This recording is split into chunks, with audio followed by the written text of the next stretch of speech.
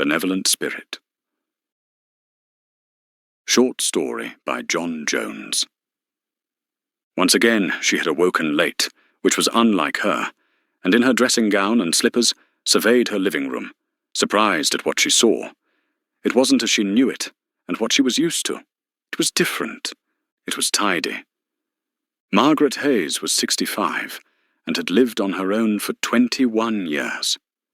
She looked at the spotless carpet, the polished ornaments on all shelves, and could detect an odour of marine-scented air freshener.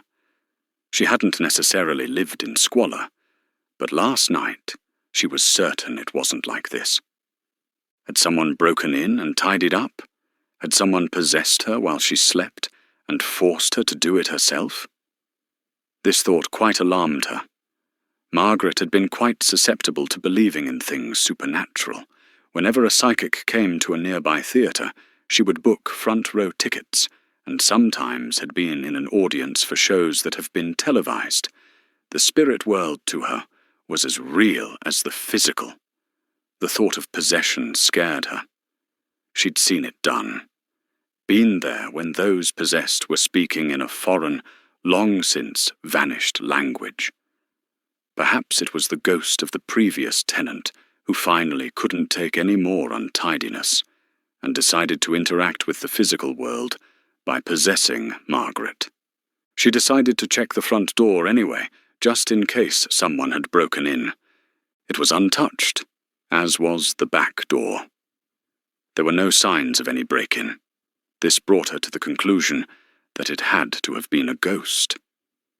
The following morning, having woken up late again, she hadn't even reached the bottom of the stairs before noticing something was wrong.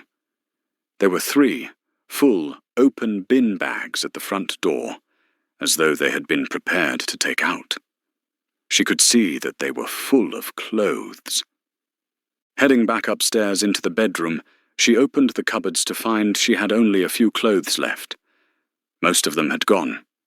Margaret was all for giving to charity, but this was a bit much, so eventually she rehung her clothes, confused as ever as to who the ghost was, and why they were haunting her.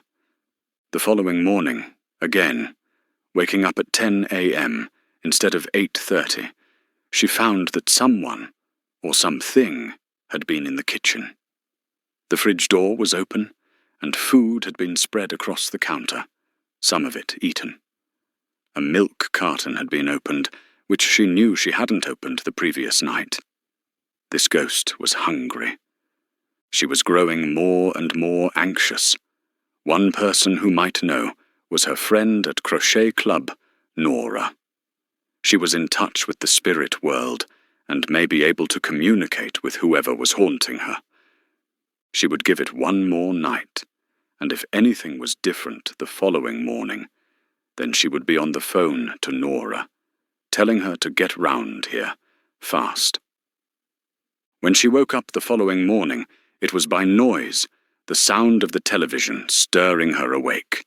She was surprised to find herself standing in the living room, with the remote control in one hand, and the television about to start a program which had fascinated her 4 days ago. This was a repeat. It was about people who do strange things while sleepwalking.